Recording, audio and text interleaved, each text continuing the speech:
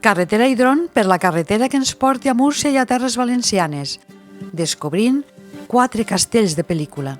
Es veu des de ben lluny i la vista t'acompanya fins que hi arribes. Dalt d'una serra, a Mula, al mig de la regió de Múrcia, s'alça aquest majestuós castell. Domina l'horitzó, la comarca, l'horta, tots els carrers del poble. S'ho mira tot des de més de 100 metres d'alçada.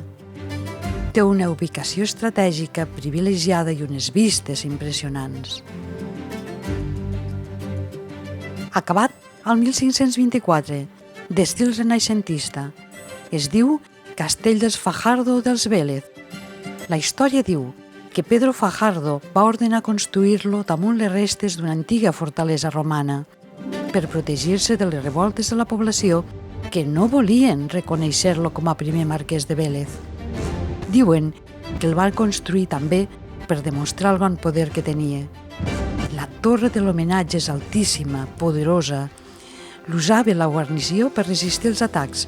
A l'interior hi ha una cisterna d'aigua potable, encara hi ha les restes.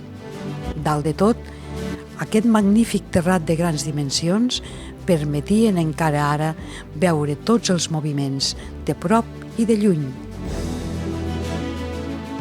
Des d'aquí dalt es veu tot. A vista de dron, tot és bellíssim, s'obren les paraules.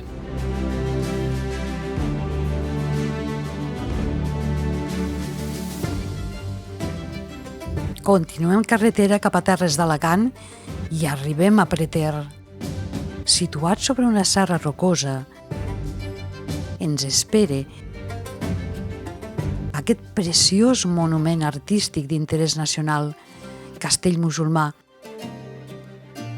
construït entre el 12 i el 15. És una preciositat, recollit, harmònic, molt cuidat, com nou.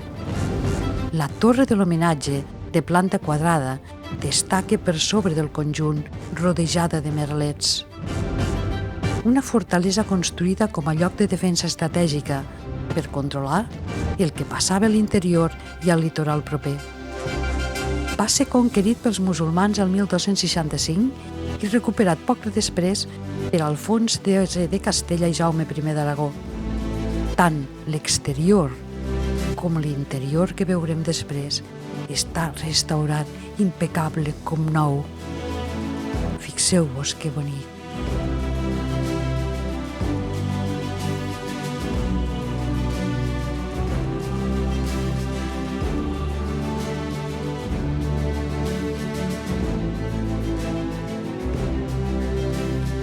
Passejant per merlets, les vistes són també espectaculars.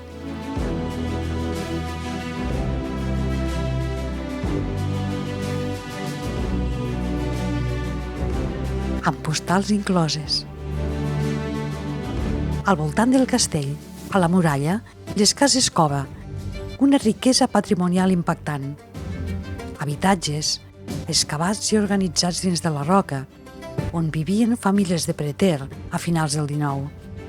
Als anys 70 van deixar d'utilitzar-se, però per sort l'Ajuntament les va recuperar i ara ens les mostra amoblades, ordenades, netes, com devien estar en aquells moments, amb eines que ens mostren les feines que feien els homes i les dones que hi vivien. Aquestes cases rememoren una part important de la història del poble. Són espais plens d'experiències úniques i encara s'hi respira vida. Si poguessin parlar. I continuem carretera. El castell de Saix ens diu que parem un moment, que val la pena. A 500 metres d'alçada és una gran fortalesa. La seva ubicació, l'alçada rodejada de natura, li aporta molta bellesa. Des de dalt es veuen unes fantàstiques vistes del poble de Saix, dels voltants de l'Albi Nanopó. És bé d'interès cultural. I el dibuix, com es veu, és únic. Una planta de muralla molt allargada, rodejada de merlets, que uneix dues zones amb dues grans torres.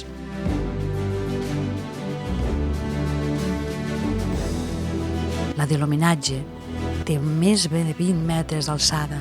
És del segle XIV. L'altra torre quadrada, que està a la vora, és més antiga, del segle XII. Diuen que la construcció actual és del segle XIV, tot i que, en època almohade, ja hi havia una construcció que va estar en poder dels musulmans fins 1239, quan va ser conquerida per l'Orde dels Cavallers de Calatrava. El dron ens fa gaudir d'aquell lloc especial, bellíssim, des de tots els angles.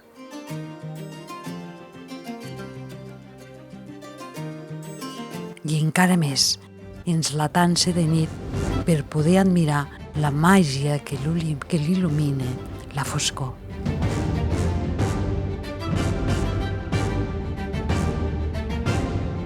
Continuem carretera i continuem meravellats.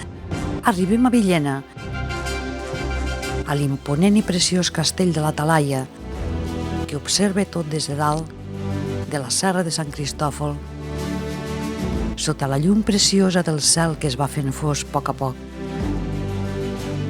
Monument històric artístic, construït pels àrabs. Les fonts ja l'esmenten al 1172. Té dos muralles, l'exterior i la interior. Les guies diuen que visitar el castell és fer un viatge en el temps inoblidable. Tenen raó, ho és, inoblidable, una torre alta i espectacular. Un espai molt cuidat, que convida a passejar i anar escoltant el que et diuen els guies. Les restes et van explicant el passat també. Recorrem espais, recorrem sales, admirem tot, espais on es guarden grafits, dibuixos, petjades, que ens van explicant successos de l'època musulmana, de les guerres de successió, de la independència. Tot és molt documentat. Pugem dalt de tot de la torre, mentre el sol ens va dient adeu. Ens diu que s'acaba el viatge, però no. Les llums de la nit donen una nova vida a la torre,